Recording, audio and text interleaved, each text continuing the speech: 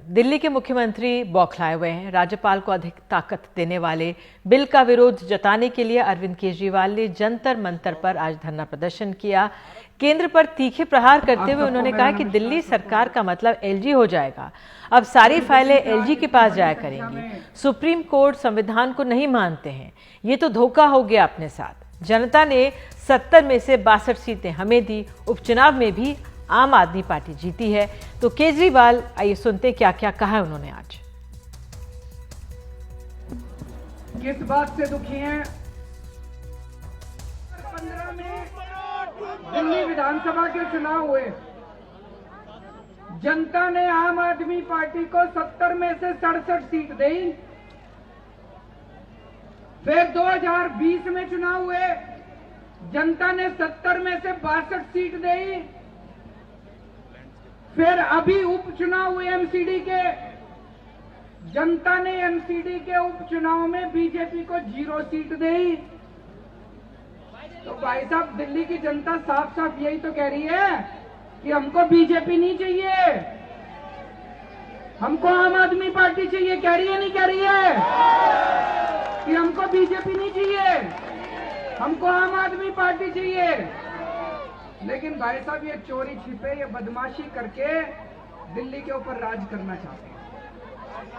वो कहते हैं ना, एक छोटा बच्चा मैच खेल रहा था, क्रिकेट मैच हार गया, तो उसके बाद क्रिकेट का बल्ला और बॉल लेके दोनों लेके भाग गया। ऐसे ही एक के बाद एक चुनाव हारते जा रहे हैं, लेकिन ये इस तरह से बदमाशी करके दिल्ली के ऊपर राज करना चाहते हैं, जनता का राज खत्म करना चाहते हैं।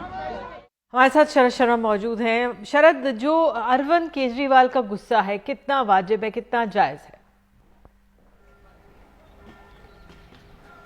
देखिए, जायज़ तो यह है ही, क्योंकि ये जो बिल आ रहा है इसमें कोई शक नहीं है कि ये बिल जो है चुनी हुई सरकार के अधिकार कम करता है। बेशक इस बिल में ये कहीं नहीं लिखा हुआ है कि उपराज्यपाल की अनुमति लेनी होगी, यानी कि उनसे मंजूरी लेने की बात नहीं कही गई है।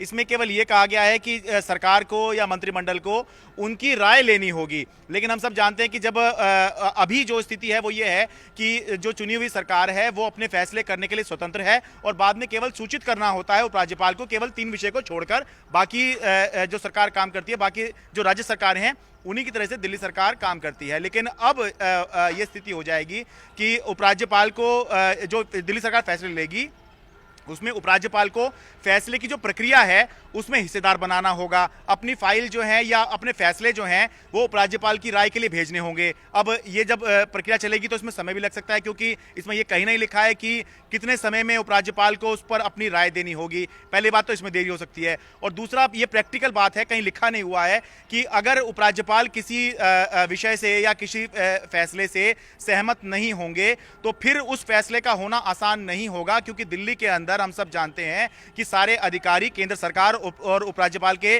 सीधे निर्देशन पे काम करते हैं, वो उन्हीं के अंडर आते हैं। तो कैसे अधिकारी जो हैं वो जो निर्वाचित सरकार है, चुनी हुई सरकार है, उनके कहने पर काम करेंगे, जबकि एलजी की राय कुछ और होगी। तो सारी समस्या यहाँ पर है कि ऐसी स्थिति हो सकती है इस बिल पास होने के बाद में कि 2018 से पहले जो स्थिति थी कि सारे फैसले एलजी के पास जा रहे हैं और वो उस पर अपनी राय दे रहे हैं, फिर उसके बाद आगे बढ़ा जा रहा है या फिर नहीं बढ़ा जा रहा है या टकराव चल रहा है, तो वो स्थिति यहाँ पर हमें निश्चित रूप से देखने को मिल सकती है। और साथ ही ये केवल दिल्ली सरकार के अधिकार ये बिल कम नहीं कर रहा है, बल्कि जो विधानसभा है दिल्ली की, उसके भी अधिकार कम करने की बात ये करता है।